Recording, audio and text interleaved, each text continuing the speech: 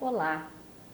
Diante dos infortúnios da vida, normalmente as pessoas se apresentam sem esperança.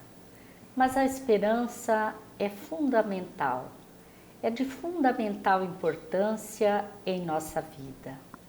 O que é necessário para manter a esperança sempre? Marcelo Ceneda, palestrante espírita da cidade de Londrina, Paraná, é nosso convidado para nos falar sobre a esperança. Depois da entrevista, vamos ver o Momento Espírita. Olá, Marcelo, é uma alegria muito grande ter você aqui. Olá, Ivone, alegria toda minha. Muito obrigado pela oportunidade. Uma alegria imensa, Marcelo. Todos nós sabemos da importância da esperança. Por que você aborda esse tema? Ivone, é um contexto fundamental considerarmos que toda virtude deve ser aprendida. Esse conceito está muito claro em toda a codificação. Se questionarmos um transeunte na rua, perguntarmos se é importante ter esperança na vida, seguramente a resposta será afirmativa. Nós temos esse conceito, como é importante vivermos com esperança. Mas assim como a paciência, a humildade, a caridade, a esperança é algo a ser conquistado, aprendido, incorporado na nossa bagagem espiritual. Não basta sabermos que é importante, não basta termos a informação. Precisamos nos capacitar de que alcançaremos uma vida com esperança se nos dedicarmos a isso. O cenário atual, com epidemia de transtornos mentais, depressão, suicídio, tem a ver com a falta de esperança? Certamente, Ivone. Hoje a humanidade vive um momento em que se faz urgente, se faz obrigatória a compreensão da importância espiritual em nossas vidas. Para esta epidemia que vivemos de transtornos mentais, temos visto campanhas importantíssimas de prevenção ao suicídio, de esclarecimento contra a depressão, mas, de modo geral, abordando o contexto orgânico, médico, fundamental, o contexto emocional, psicológico, de terapia, também fundamental, mas, infelizmente, o contexto espiritual acaba sendo deixado de lado. Por isso, nós precisamos incorporar nessa proposta de busca da esperança o componente espiritual, para alimentarmos a alma com as realidades da vida eterna. A nossa realidade espiritual requer que espiritualmente estejamos preenchidos todos os dias. O materialismo nos afasta de uma esperança verdadeira, porque um adolescente hoje consegue perceber que em uma existência física não alcançará todos os preceitos de plenitude que seriam desejáveis. Advém então uma frustração, advém um vazio, uma insatisfação diante do mundo compreensível. Essa insatisfação deve servir para buscar a esperança que a realidade espiritual é capaz de nos trazer. Marcelo, existe alguma menção na doutrina espírita ou no Evangelho de Jesus sobre esse momento conturbado que nós estamos vivendo? Existe. Jesus, o nosso divino amigo, o mentor espiritual de todo o globo, já nos advertiu há mais de 2000 anos. Neste mundo tereis aflições. É de se admirar que nós, muitas vezes, nos surpreendamos com as aflições vividas, uma vez que Jesus já havia nos antecipado que teríamos isso. neste mundo tereis aflições. Mas o próprio Jesus já nos deu a receita. Tende bom ânimo. Podemos considerar este tende bom ânimo com a mensagem da esperança. Esperar com confiança. Na obra de Kardec, que foi publicada após o seu desencarne, Obras Póstumas, também está lá uma referência clara, que no momento de transição planetária, os casos de loucura e suicídio seriam em número alarmante. Isso tudo está em um contexto para que nós despertemos para a realidade espiritual. Hoje já é possível constatar que o maior conforto proporcionado pela matéria, embora muito respeitável, é insuficiente para atender à nossa demanda espiritual. Diante disso, estamos em um momento em que precisamos buscar viver com esperança, algo que só será possível se atendermos ao preenchimento da alma, independente da vertente religiosa. Mas precisamos saber quem somos nós, o que estamos fazendo aqui, qual é o propósito dessa existência. Essas informações, a compreensão da realidade espiritual, não vai resolver nossos problemas, mas nos dará uma base sólida para que possamos interpretar com clareza os desafios. E aí sim, conseguiremos alicerçar o nosso cotidiano em uma vida com esperança, com alegria, com otimismo. Vamos perceber que os desafios e dificuldades não são aleatórios, algo incompatível com a perfeição divina. Não são um castigo, ao contrário, são oportunidades de redenção. Então, este momento de turbulência é como aquele minuto mais escuro da noite que antecede o começo da madrugada. Sempre há esperança, né, Marcelo? Sempre há esperança. Sempre há esperança. Mas o que nos tem faltado para nós vivermos com mais esperança? Você se referiu a essa questão espiritual, né? Mas o que é que tem faltado?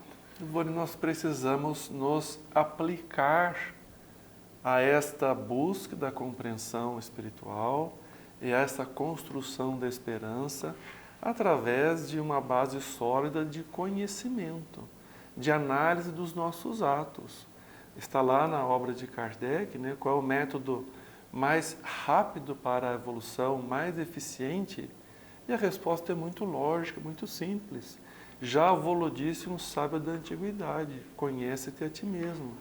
Quando nós investirmos 10, 15 minutos por dia, nós estamos falando em 3 horas, 15 minutos por dia, para buscarmos esta análise. Como foi o meu dia hoje? Por que eu estou com essa frustração, essa tristeza? Compreensivelmente, todos teremos dias mais difíceis. Torna-se um problema quando todos os dias são preenchidos por tristeza, frustração. Mas até para essa percepção precisamos investir alguns minutos no objetivo da vida. Por que eu estou desapontado? Por que eu estou frustrado, infeliz? Por que a minha esperança se esvaiu, caso já tenha sido conquistada? Ou por que eu não consigo ter alegria, esperança, otimismo? Se nós investirmos um período curto a cada dia nessa proposta do autoconhecimento, com os recursos da oração, das boas leituras, das boas atividades, nós vamos amalgamando essa base importante da fé, do conhecimento espiritual, das boas propostas construídas, e a esperança vai se incorporando em nós. Então, é importante considerar, como mencionamos no início, que a vida com esperança não será uma concessão gratuita, não seria justo isso. Nós admiramos aquelas pessoas que, mesmo nas maiores adversidades, têm otimismo, têm coragem, têm esperança. Isso é uma conquista espiritual. Mas é compreensível que isso não virá de graça. Nessas boas práticas diárias, do autoconhecimento, do estudo, da oração, da prática do bem, nós vamos trabalhando para construir essa vida com esperança, com vida, com cor em cada um de nós. Então temos que compreender isso, é algo a ser conquistado.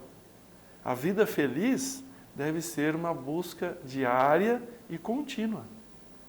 E essa busca, essa conclusão, ela pode nos levar também a nos darmos conta de que muitas vezes os sofrimentos que nós temos, né, a falta de esperança, são infundadas, né, que elas não têm razão de ser.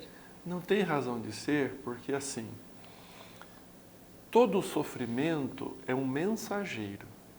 O sofrimento é o recurso que a vida se utiliza para que nós alcancemos um patamar acima em termos de evolução espiritual.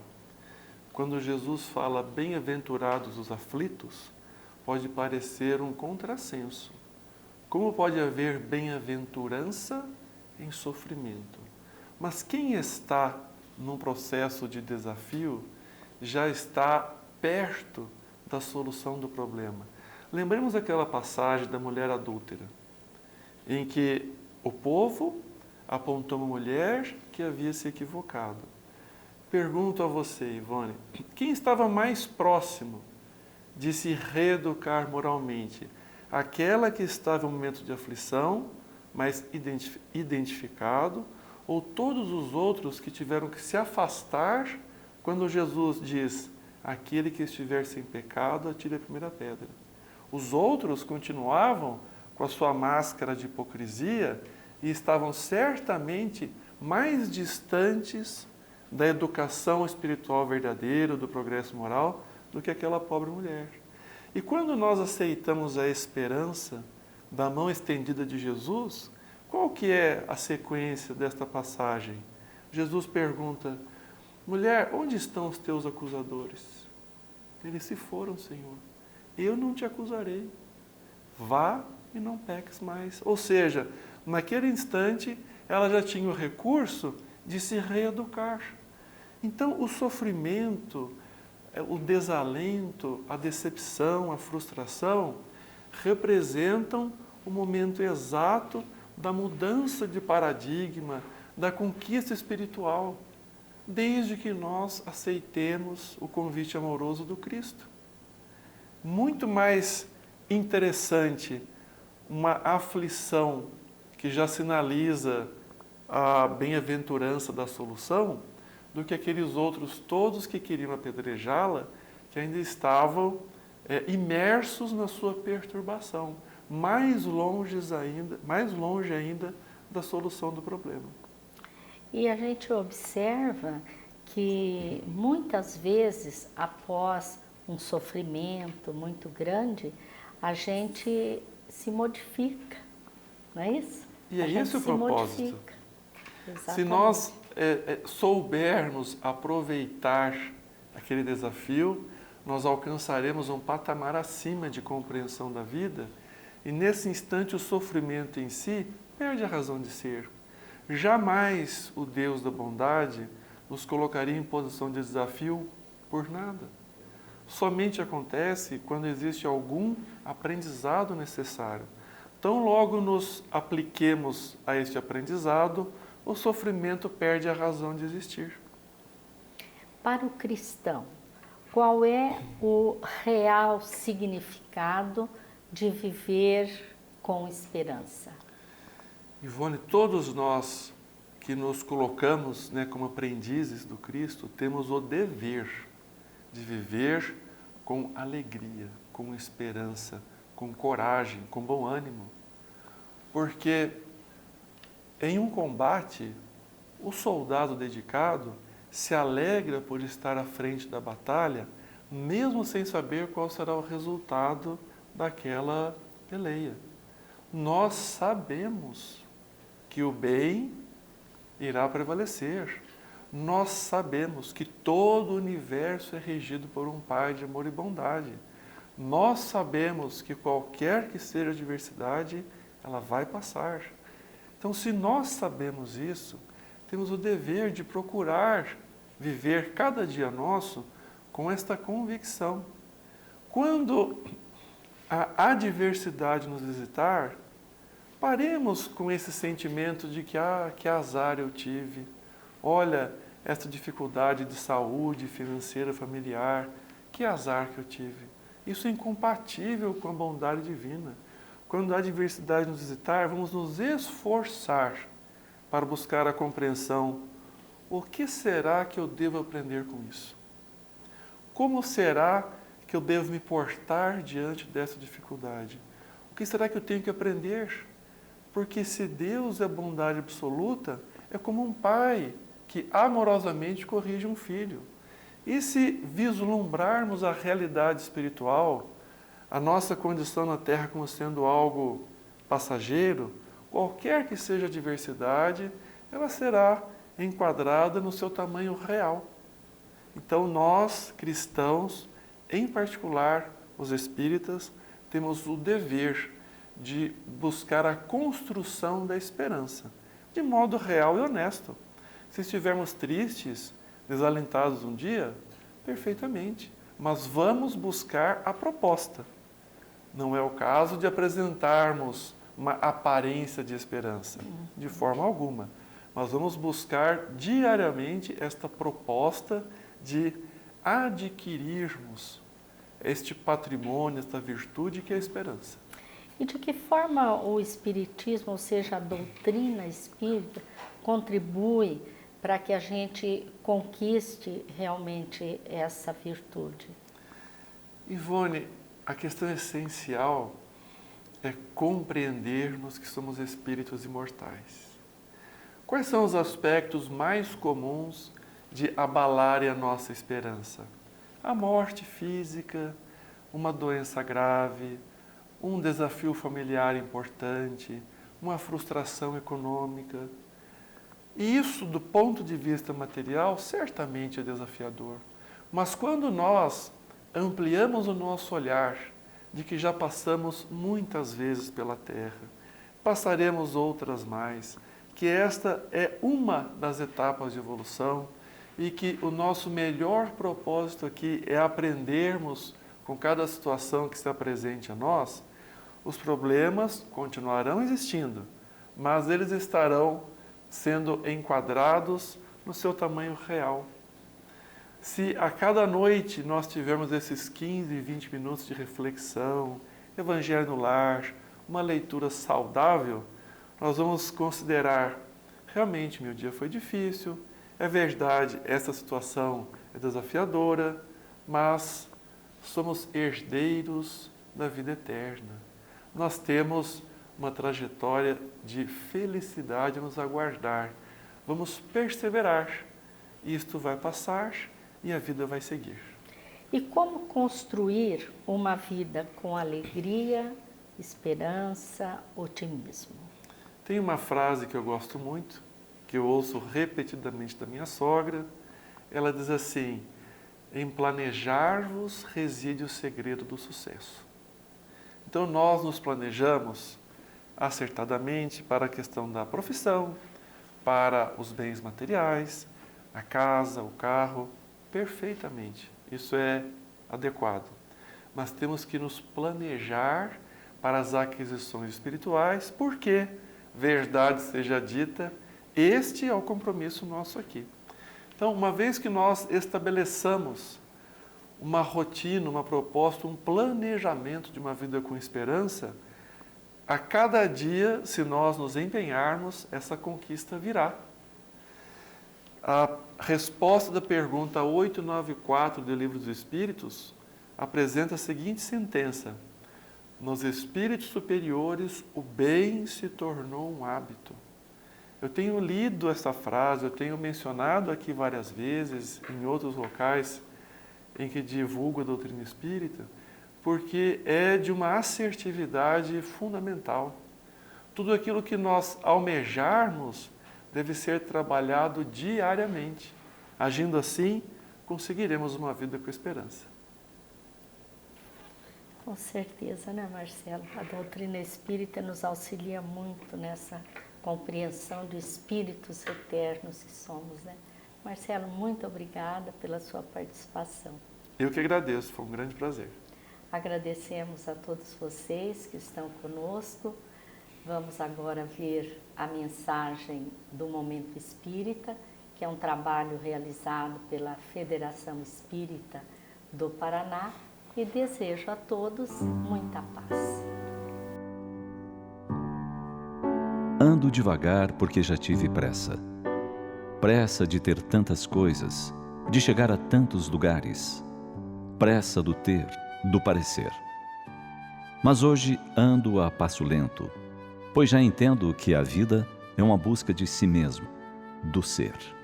Ser melhor, ser amável, ser amigo, ser sensível, ser compassivo, ser caridoso.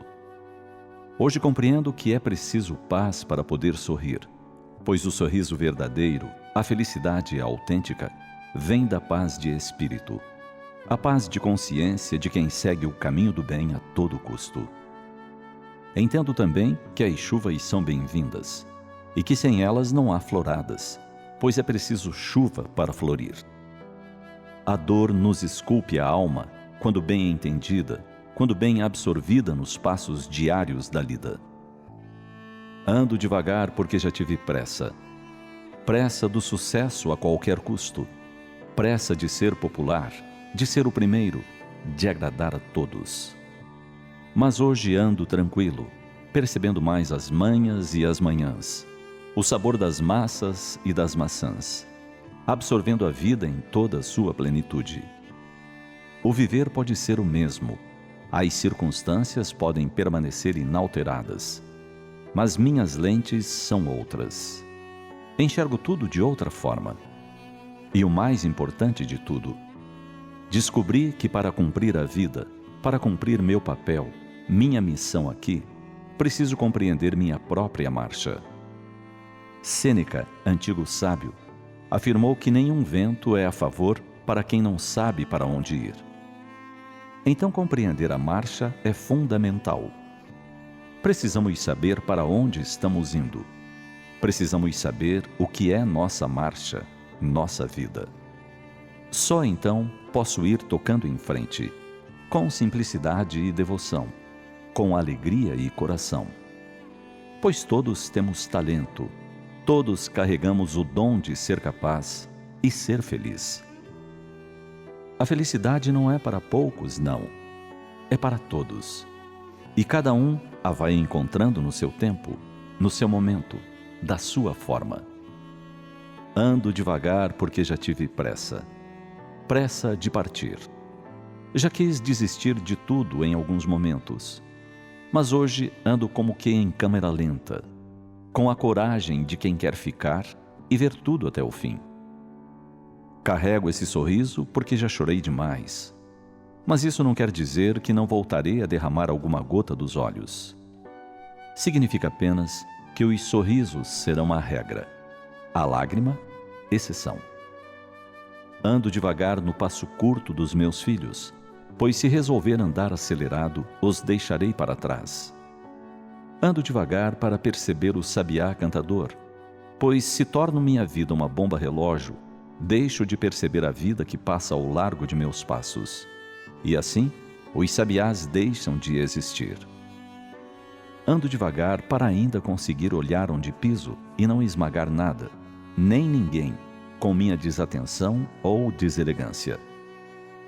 Ando devagar para pensar um tanto mais antes de agir, para escolher as palavras certas, para digerir uma ideia nova, para escolher um caminho, para silenciar a mim mesmo por alguns instantes. Ando devagar, porque já tive pressa.